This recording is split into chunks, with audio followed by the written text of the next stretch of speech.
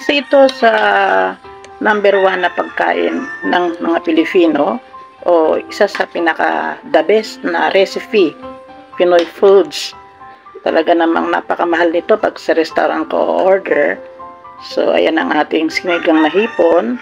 Siyempre nilagyan ko siya ng okra, labanos, and kangkong. Ayan. At of course, siyempre hindi mawawala ang kamatis tsaka sibuyas. Lagyan nyo ng kamatis tsaka sibuyas para mas lalong luminamnam, malinamnam pala. Sorry, nagugutom na kasi ako. Ayan, ang sarap ng sabaw niyan. Gustong gusto yan ng aking mga apo. At isa yan sa napaka-nutritious and delicious foods ng ating mga kababayan. Tayong lahat, diba?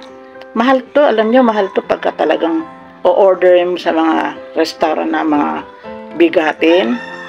Meron isang restaurant na talagang napakamahal dito.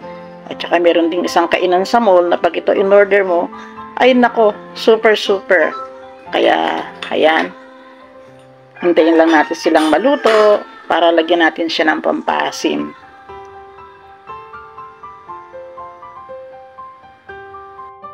At talagang kulong-kulo na siya. Lagyan natin tong Nor Sampalok sinigang, yung original. Or of course,